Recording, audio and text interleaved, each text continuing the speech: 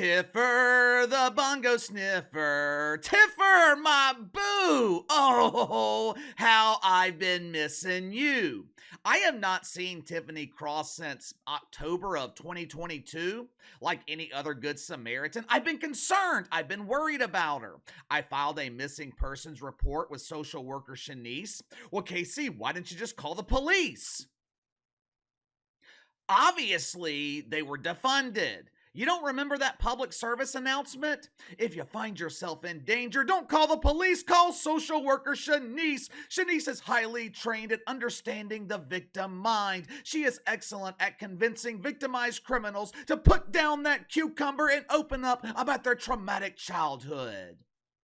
When social workers were unable to locate the Tiffer, I organized search parties. We had search crews combing through all the places that I thought Tiff could be. Peaceful riots, Woke United Methodist. We checked the classrooms at Woke U, contacted Woke Memorial Hospital just to make sure that she wasn't admitted due to severe symptoms of OMB. Orange Man bad! Over the last 15, maybe 16 months, we have been looking everywhere for Tiffany Cross. Yesterday, she was finally located.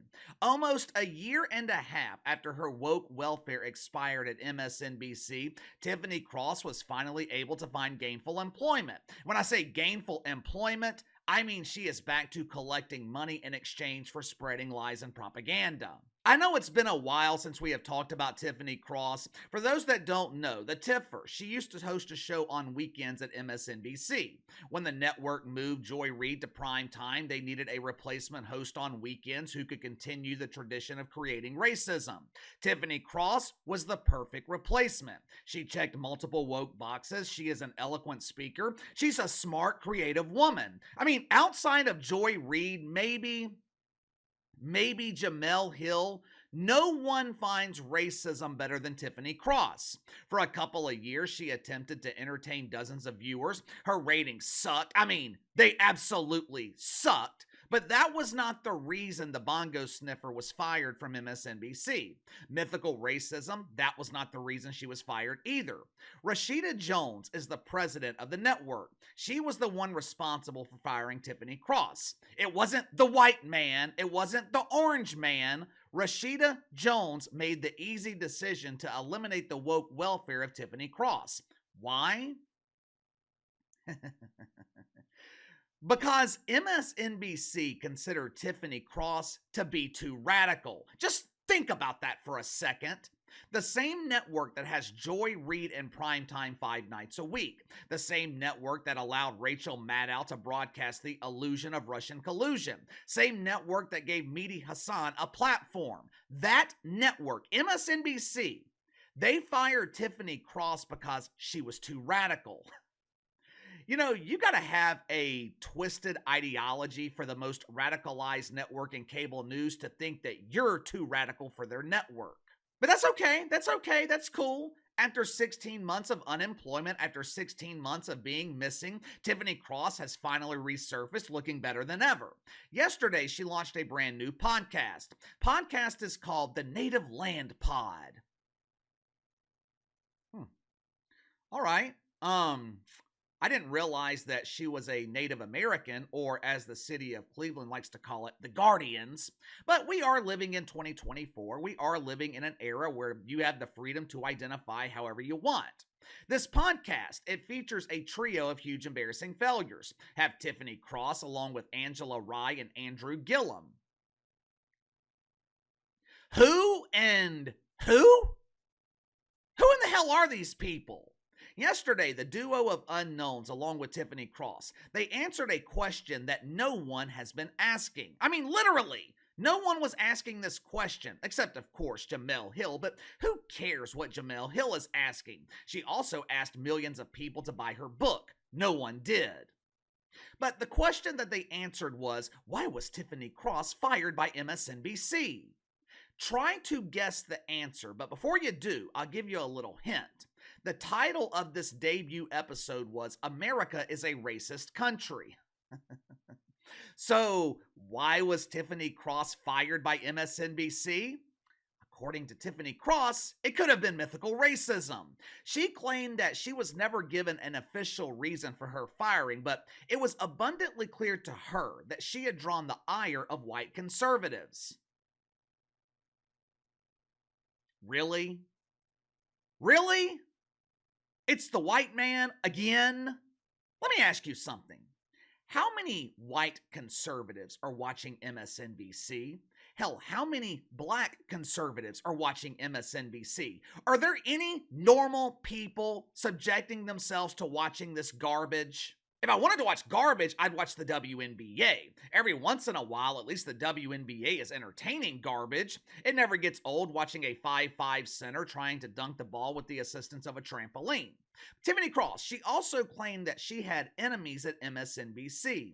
One time, I was on Morning Joe. I was explaining the history of racism in the Republican Party. He got mad at me and demanded that I was not a suitable replacement for Joy Reid. I'm a victim. I'm a victim. Please feel sorry for me.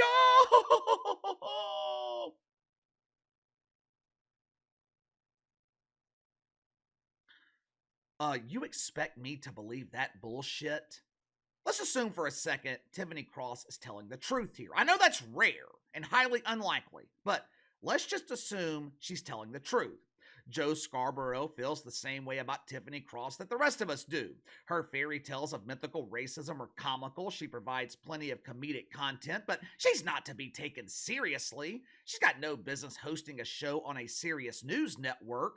If Joe Scarboro really tried to prevent Tiffany Cross from securing a role at MSNBC, it obviously didn't work. So who fucking cares? The real reason I think he was pissed off, he felt like Tiffany Cross called him a racist on his own show. Now, who would not be upset about that? He is giving an opportunity to a complete unknown at the time, and she repays him by insinuating that he's a racist? Tiffany Cross, she continued playing the victim. Watch it for yourself. There is a burden to speaking the truth.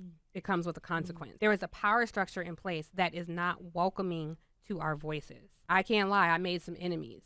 I was devastated when my show was canceled. I was so sad. Despite me not saying anything at the time, other than to issue a very politely worded and gracious statement, mostly for my viewers, a statement in which did not attack the network at all or say anything bad about them, the network began attacking me. Tiffany Cross claims there is a burden to speaking the truth.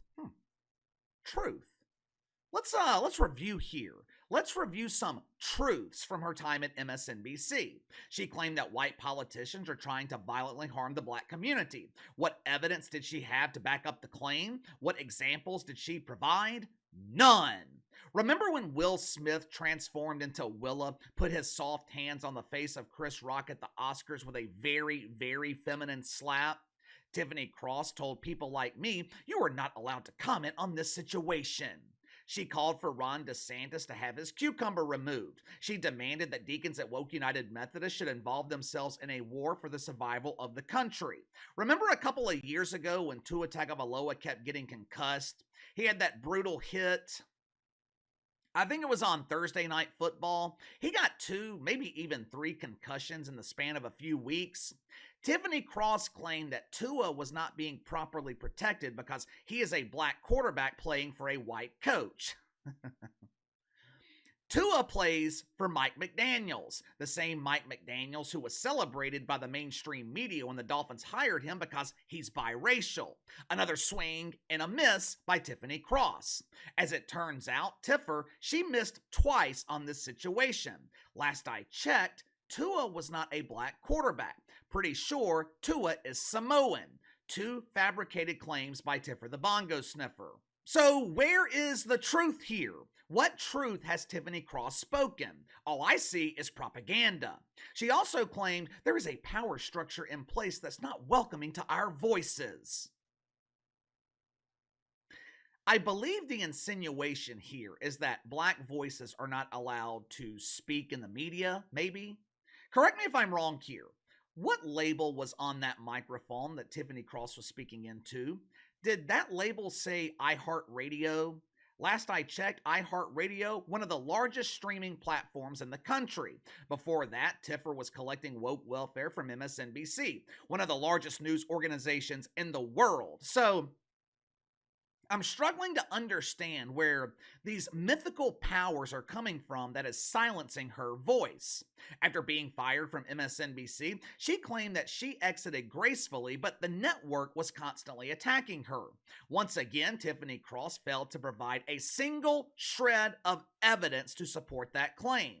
With this podcast being titled America is a Racist Country, you knew they couldn't make it through the first episode without talking about police brutality. Angela Rye wants you to know it's not safe walking these streets as a minority. Watch for yourself. Police violence, right? Someplace where, again, Kamala Harris, Madam Vice President, stood 10 toes down on the George Floyd Justice and Policing Act. We need to keep that same energy right now because people are still being killed by police. Last year was the deadliest year for police violence. To her credit, Angela Rye is actually right here. She's actually telling the truth. 2023 was a record year for shootings that involved the police. Black men are 2.5 times more likely to be the victims of police violence than white men. Question is, why? I was wondering if Angela Rye would provide a reason, maybe some data to explain why this is happening. Of course, she never did, so I looked it up myself. Last year, over 1,200 people were victims of police violence. 36% were running from the police. 38% involved claims of violent offenses. Now, I'm not entirely sure what that means. I would assume it means they were fighting with the cops. 11% visibly seen by the police with a weapon, meaning 85% of these incidents could have been avoided. Seems kind of simple to me. If you don't run from the cops, if you don't fight with the cops, if you don't flash a weapon, you have a pretty good chance of leaving the scene alive. Now, I'm not saying that the police were in the right here. I mean, these are just generalized stats. What I am saying, you have a better chance at living if you cooperate.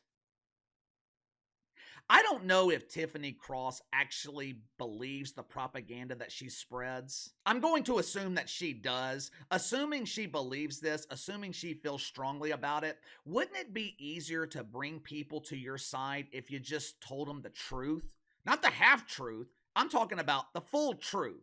The way she goes about it, Tiffany Cross has absolutely no credibility with most of the population. Sure, I mean, she's got her supporters, but most people, they don't take Tiffany Cross seriously. But give me your thoughts here. Tiffany Cross returns to the media by trashing MSNBC. She insinuates that she was fired because she pissed off white conservatives. She ignored all the bullshit. She ignored the time she called for the removal of Ron DeSantis and his cucumber, which I think was the final straw for MSNBC. She ignored all the lies that she spread. According to Tiffany Cross, she was fired by MSNBC because Joe Scarboro never liked her and white conservatives were pissed off. Does anyone take her seriously? I mean, does Tiffany Cross have any credibility? The numbers for her debut episode, they were surprisingly good. Over 100,000 views here on YouTube. But is it sustainable? The constant complaints, playing the victim, is that sustainable, building an audience in the long term? I don't know. You tell me. Sound off in the comments below. Like, subscribe, share the video. I appreciate your support. Best way to contact me is by email at btlkc84@gmail.com, KC_BTL84 on Twitter. I'll see you guys later.